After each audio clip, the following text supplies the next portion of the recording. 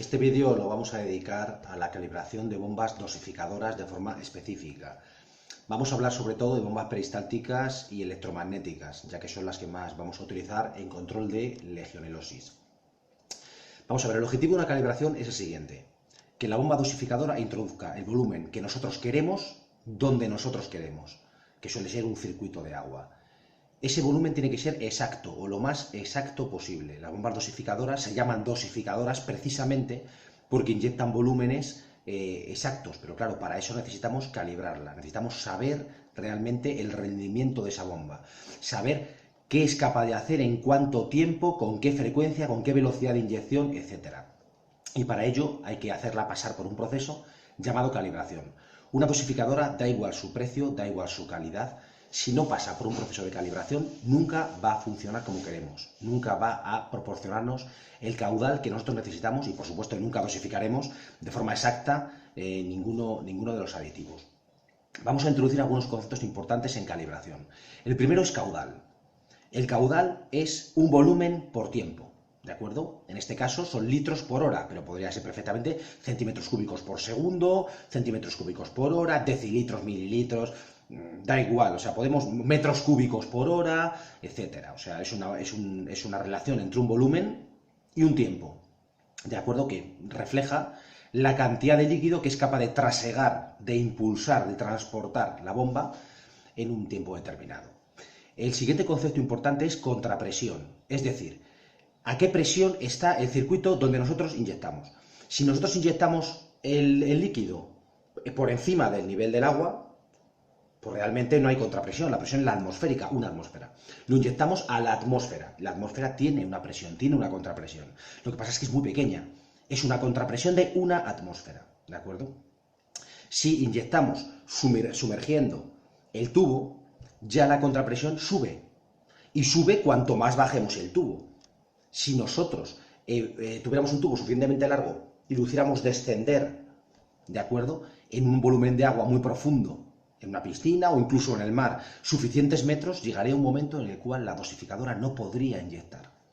Cada vez, cuanto más bajaras el tubo, peor inyectaría, menos caudal tendría, llegaría un momento en el que no inyectaría nada, porque no sería capaz de generar una presión en su cabezal superior a la presión que hay en el punto de inyección. Entonces, ¿qué ocurre? Que un circuito presurizado, o sea, intubado, metido en tubos, imita las condiciones del agua a gran profundidad, es decir, tiene una presión mayor de una atmósfera. Esa presión puede ser, lo vamos a medir en kilogramos centímetro cuadrado, puede ser de 2-3 kilos, en las torres vamos a movernos siempre en 2-3 kilos, no vamos a movernos en más, pero hay veces, por ejemplo, para inyectar en circuitos cerrados de calefacción anticorrosivos, que estamos enfrentándonos a circuitos que están a 5, 6, 7, 8 kilos. Y realmente con esa contrapresión el cabezal de la bomba tiene que generar más de 8 kilos, una presión mayor que aquella que hay en el punto de inyección. De manera que ya hemos introducido caudal y contrapresión. Después tenemos el rendimiento. El rendimiento no es ni más ni menos que una relación entre el caudal y la contrapresión. A mayor contrapresión, pues menor caudal. Rendimiento.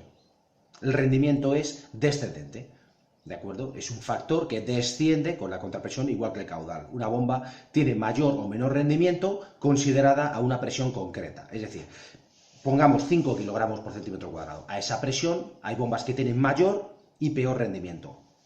Tienen mayor o mejor, o sea, mayor o menor caudal. Aunque en realidad el rendimiento, siendo más finos y más exactos, expresa la capacidad de inyectar acorde al caudal máximo. Es decir, una bomba con un alto rendimiento disminuye muy poco su caudal máximo con la contrapresión. Es decir, si su caudal máximo son, por ejemplo, 5 litros por hora, a 10 kilos pues te mete 4. Una bomba con un bajo rendimiento te mete 1 o ninguno. O literalmente es capaz de no rendir. Su rendimiento baja a 0 porque es incapaz de dosificar a esas presiones. Todo esto se resume al final en algo que se llama curva característica, que además lo vamos a ver tanto para bombas de agua sanitaria como para bombas dosificadoras. En bombas de pozos, por ejemplo, en bombas de grupos de presión de agua sanitaria, bombas de trasiego de agua y en dosificadoras, o sea, en todo tipo de bomba, ya sea centrífuga, ya sea electromagnética, de cualquier tipo, nos vamos a encontrar con algo llamado curva característica. Y esta curva característica lo que hace es relacionar en una gráfica el caudal respecto a la contrapresión.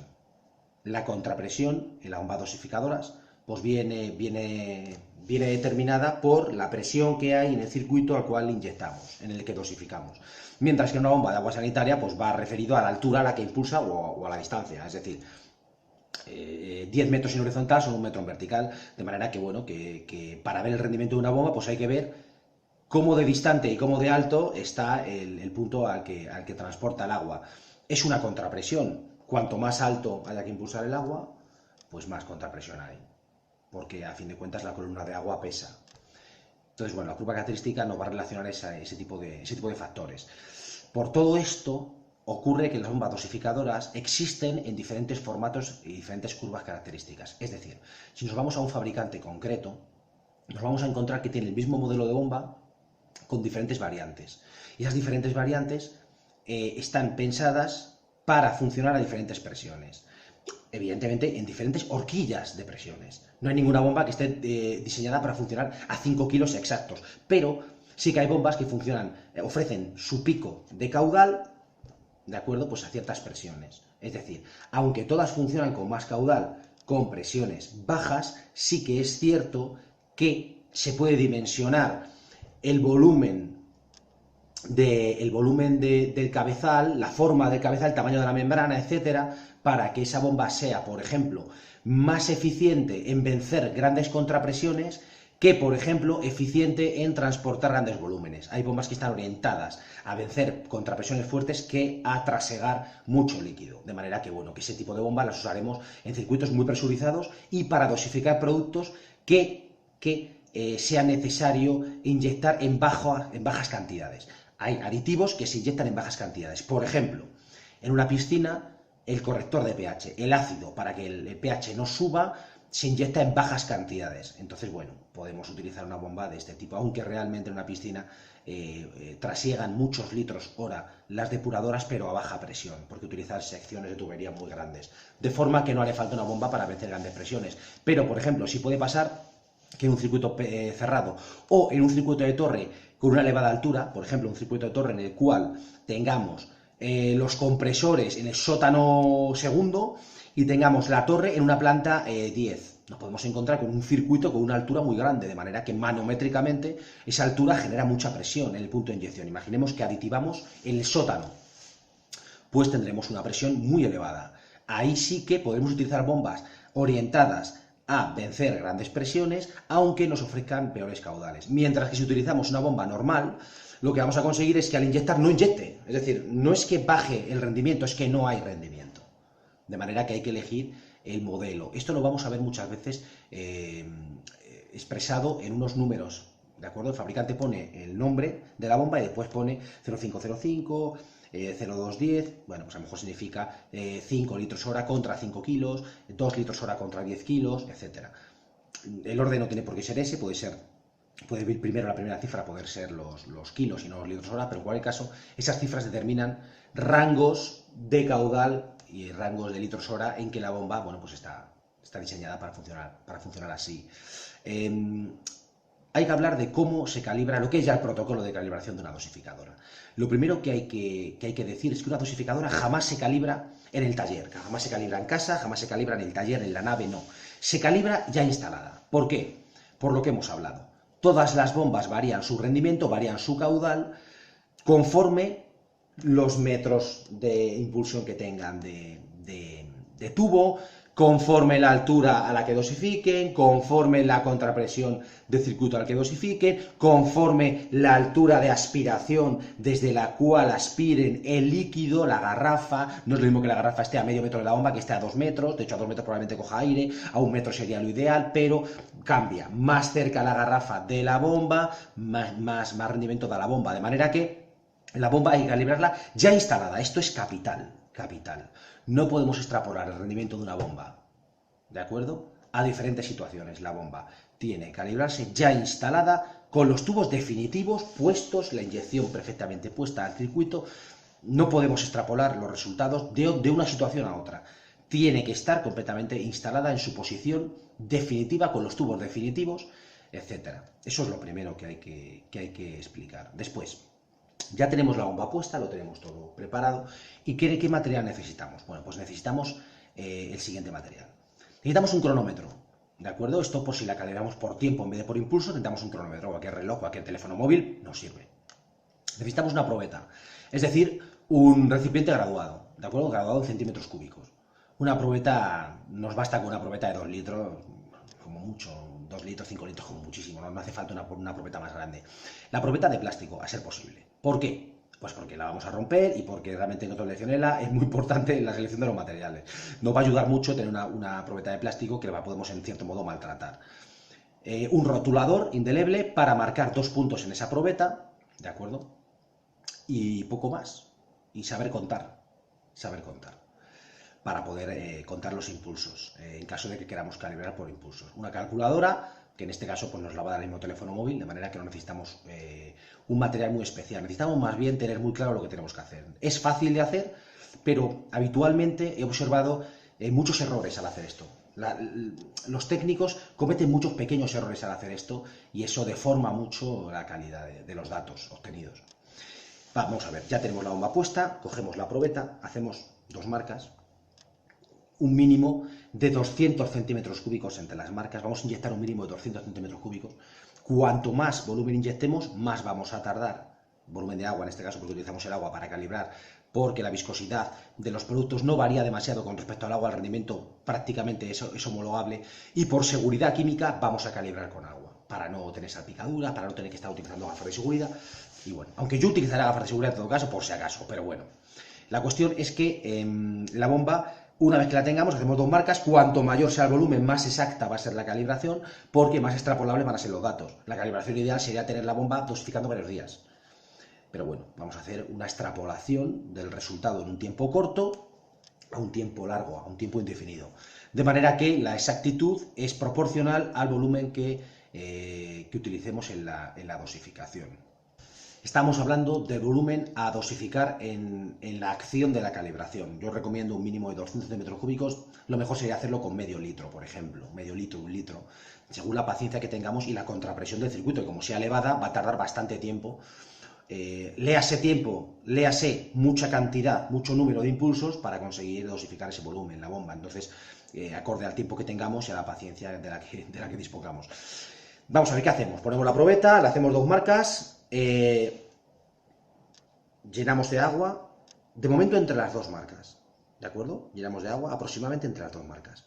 Metemos la sonda de aspiración con la válvula de pie, muy importante, siempre tiene que llevar válvula de pie en las dosificadoras, jamás el tubo desnudo, porque aspira mucho aire. La válvula de pie la metemos y purgamos la bomba, es decir, hacemos salir por el cebadero, que es un tubito que tiene el cabezal de la bomba tiene una válvula de aspiración, una válvula de impulsión y lateralmente o frontalmente un cebado, que tiene una llave manual. La abrimos a izquierdas y lo que va a hacer es que todo el líquido, en vez de salir por la válvula de impulsión, saldrá por el cebado. Esperamos a que tire todo el aire, cerramos la válvula, empezará a tirar líquido, se notará porque empezará a dar sacudidas al tubo de impulsión, sacudidas muy patentes, si es una bomba electromagnética, ahora hablamos con la peristáltica, ahora hablamos con las electromagnéticas, y ya vamos a esperar a que tire todo el aire hasta el punto de inyección, no vale con que esté cebado el cabezal, Tiene que tirar todo el aire en todo el recorrido de la bomba hasta la válvula de inyección, para asegurarnos de que todo el circuito, toda la tubería de impulsión está inundada de líquido, sin ninguna burbuja de gas, porque el gas se comprime, no como el agua es incompresible, pero el gas se comprime, y que hubiera gas nos deforma los resultados. Una vez tenemos la bomba totalmente purgada, el circuito de la bomba hasta el punto de inyección completamente inundado con agua, y tenemos la probeta con las 2 marcas, el agua entre ambas marcas, lo que hacemos es apagar la dosificadora y, sin mover la probeta, añadimos por arriba agua hasta enrasar el nivel del agua de la probeta con la marca superior del rotulador, con la marca superior, que coincidirá, a ser posible, con un número redondo de centímetros cúbicos, enrasar a medio litro y aspirar hasta 300, por ejemplo. Siempre la marca inferior tiene que dar por encima de la válvula de pie para que no se nos descubra la válvula y no aspire aire. O sea, si la válvula es así de grande, pues siempre el punto inferior estará por encima de la válvula y el punto superior 200, 300 o 500 centímetros cúbicos por encima del punto inferior. Una vez enrasemos el nivel al punto superior, lo que hacemos es encender la bomba. A partir de ahí, lo que hacemos es o bien cronometrar el tiempo que tarda la bomba en hacer bajar el nivel de la probeta hasta la marca inferior, o bien contar el número de impulsos que emplea la bomba en bajar ese nivel hasta la marca inferior. O mejor todavía, contar y cronometrar, las dos cosas, de manera que así disponemos de los datos de los dos modos. Obtenemos dos datos que serán los litros hora y los centímetros cúbicos por impulso, o por sacudida, o por inyección, como queramos hablar. En el caso de que hablemos de bombas peristálticas, vamos a hacerlo por tiempo, porque las bombas peristálticas no dan impulsos, solo gira el cabezal. No es distinguible un evento de inyección, de manera que ahí pues solamente podremos cronometrar el tiempo, y siempre pensando que las peristálticas solo pueden dosificar a balsa, o sea, a presión atmosférica. No podemos dosificar con las peristálticas a un circuito presurizado, porque la bomba no va a ser capaz. Con impulsos en las electromagnéticas, no lo olvidemos. Una vez que obtengamos ese dato, o sea, llega a la parte inferior, ¡pum!, apagamos la dosificadora y ya tenemos dos valores. Tenemos por un lado un volumen, que en este caso vamos a ser 200, 300 o 500 centímetros cúbicos, o el que queramos, y un número de impulsos o un tiempo. Todo esto es convertir las unidades al formato que más nos interese para obtener finalmente, si es inyección, centímetros cúbicos por impulso, que es lo más, porque litros por impulso saldrán muchos decimales, es mejor poner centímetros cúbicos por impulso, o bien litros por hora, o mejor todavía en una dosificadora, centímetros cúbicos por minuto. No nos vamos a mover en torres de refrigeración, condensados evaporativos y demás, nos vamos a mover, o fuentes ornamentales, nos vamos a mover siempre, incluso piscinas, con esas unidades, centímetros cúbicos por minuto o centímetros cúbicos por impulso. ¿Por qué nos puede interesar tener ambos formatos? Porque hay dosificadoras cuya frecuencia de impulsos por minuto es variable, es decir, tienen un dial que va de 0 a 100, con el cual podemos variar la cantidad de inyecciones por minuto que administra la dosificadora. Esto es una ventaja, porque nos puede interesar, según el tipo de aditivo, dosificar el circuito lentamente o rápidamente. Es decir, si nosotros sabemos, por ejemplo, que tenemos que inyectar, vamos a poner un ejemplo concreto un poco por situarlo, en un circuito de torres tenemos que inyectar medio litro, 500 centímetros cúbicos de biocida, 3 veces por semana, por ejemplo. Si es un biocida de la vieja escuela, o sea, con amonios cuaternarios, que pueden generar, que son tensioactivos aniónicos y tal, pueden generar espumas, nos interesa dosificarlo poco a poco. Entonces, calculamos, en vez de el tiempo, calculamos el número de impulsos. Tenemos que meter, por ejemplo, en torno a los 550 impulsos. Pues, ¿qué hacemos? Pues lo alargamos lo más posible bajando el dial de la bomba. De manera que bajamos el dial, vemos cuántos impulsos por minuto mete la bomba y calculamos el tiempo. Lo hacemos así, es decir, hay bombas que si los centímetros por minuto son configurables, habrá que medir cuántos impulsos por minuto son realmente a diferentes graduaciones del dial. Entonces, si queremos una dosificación lenta, por ejemplo, escogemos el dial al 15%. Conviene no bajar del 10 porque ya empieza a ser imprecisa el cálculo de tiempo. Al 15%, lo ponemos al 15%, medimos en 1 minuto, 5 o 10 minutos la cantidad de impulsos que da la bomba.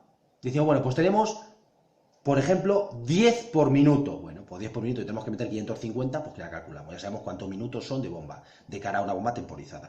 También hay bombas que llevan ya una centralita digital incorporada, de manera que ya en pantalla lleva interfaz digital. Ese tipo de bombas son más cómodas todavía, porque si tenemos la inyección, centímetros cúbicos por minuto, se lo introducimos y son ellas las que hacen las cuentas.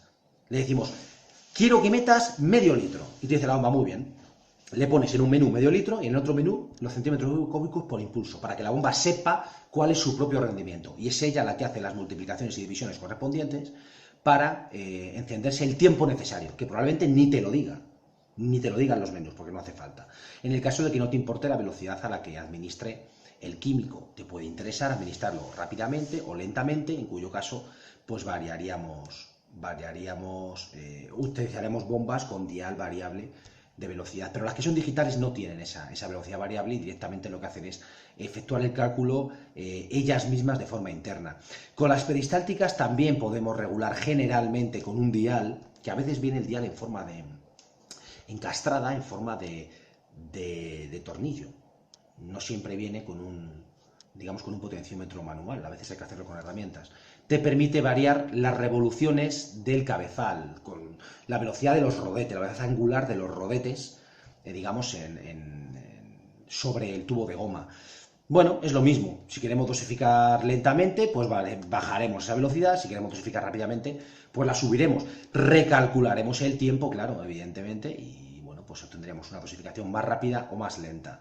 Lo más importante es obtener esos datos, es decir, los litros por minuto y los centímetros cúbicos por impulso. Los centímetros cúbicos por impulso es más interesante como medida porque es un valor absoluto.